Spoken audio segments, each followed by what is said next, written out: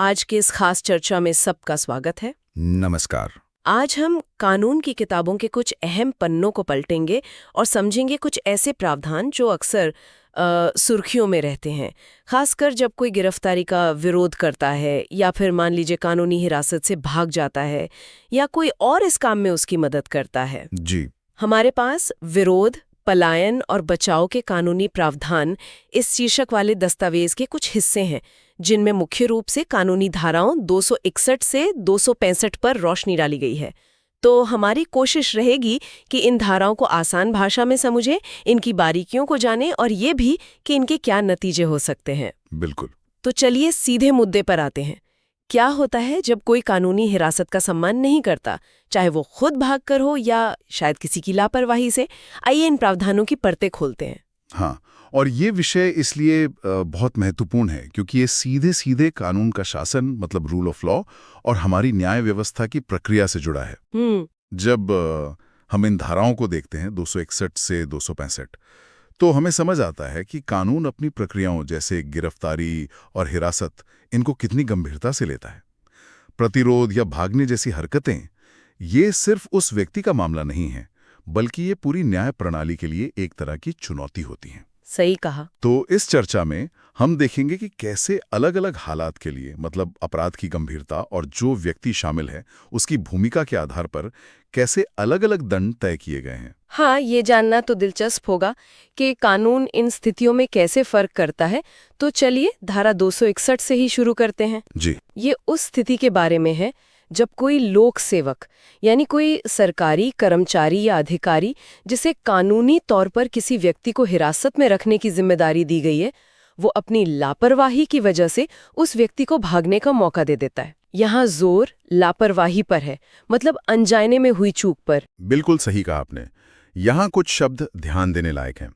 लोक सेवक, कानूनी रूप से बाध्य और अभिरक्षा में रखा गया व्यक्ति, मतलब वो व्यक्ति जो या तो किसी अपराध का आरोपी है या जिसे सजा हो चुकी है, सिद्ध दोष है। धारा 261 कहती है कि अगर कोई लोक सेवक जिसे किसी को कैद में रखने का काम सौंपा गया है, अपनी असावधानी या उपेक्षा मतलब नेग्लिजेंस उसके कारण ऐसा माहौल बनने देता है कि कैदी भाग निकले, तो वो लोक सेवक खुद सजा का पात्र बन जाता है। अच्छा। और अगर ये साबित हो जाए कि ये पलायन लापरवाही के कारण हुआ, तो प्रावधान कहता है कि उस लोक सेवक को 2 साल तक का सादा कारावास या जुर्माना या फिर दोनों हो सकते हैं। अच्छा, सादा कारावास। जी। ये धारा लोक सेवकों को उनकी जो महत्वपूर्ण जिम्मेदारी है उसका एहसास कराती है, मतलब लापरवाही की भी सजा है। ये तो समझ आता है क्योंकि लोक सेवक पर समाज की सुरक्षा का भरोसा होता है।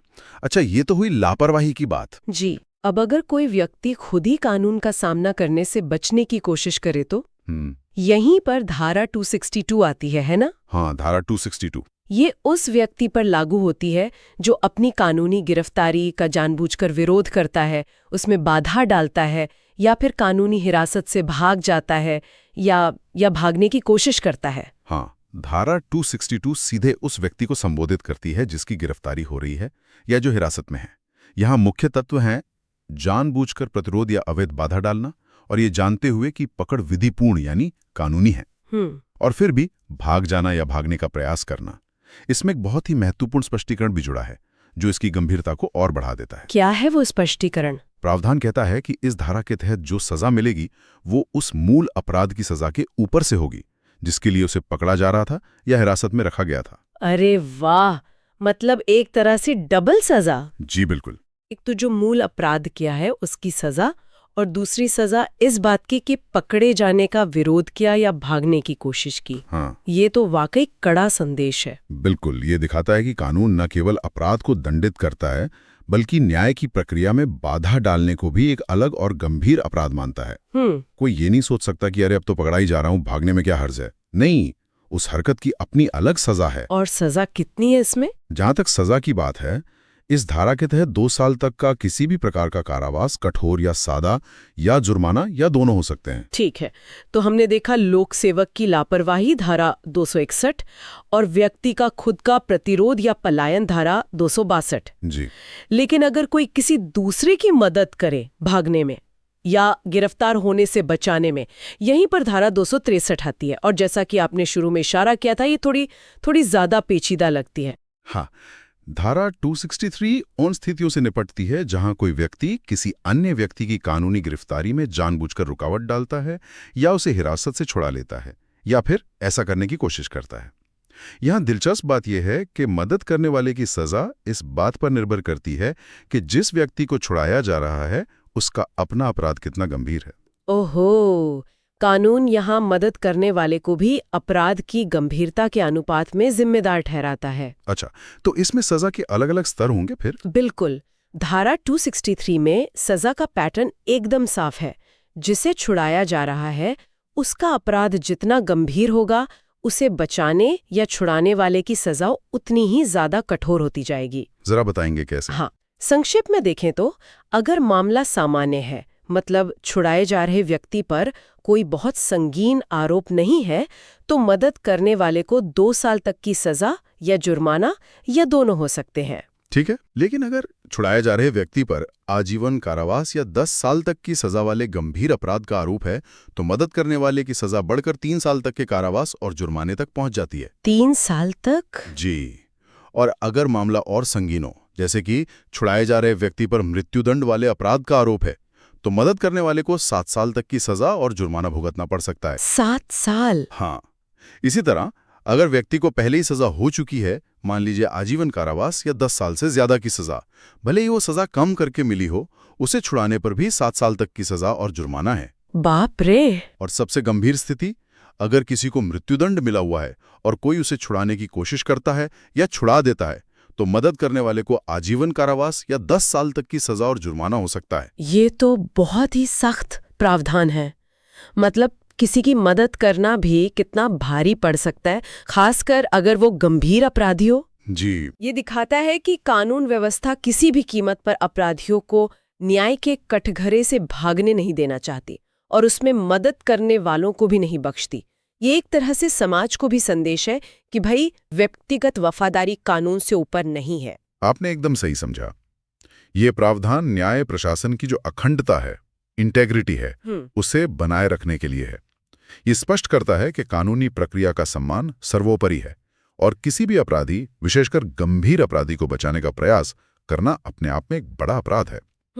ये सिर्फ उस व्यक्ति के खिलाफ नहीं है जिसे छुड़ाया जा रहा है, बल्कि उस व्यक्ति के खिलाफ भी है जो न्याय की प्रक्रिया में बाधा डाल रहा है। चलिए अब वापस लोक सेवकों की भूमिका पर आते हैं। हमने धारा 261 में लापरवाही देखी थी जी। अब धारा 264 क्या कहती है? ये भी लोक सेवकों से संबंधित है, लेकिन शायद उन मामलों के लिए जो धारा 261 या कुछ अन्य विशिष्ट धाराओं, जैसे आपने कहा 259, 260, उनमें नहीं आते। हाँ, धारा 264 भी लोक सेवकों की चूक से संबंधित है, लेकिन ये धारा 261 से थोड़ी अलग है।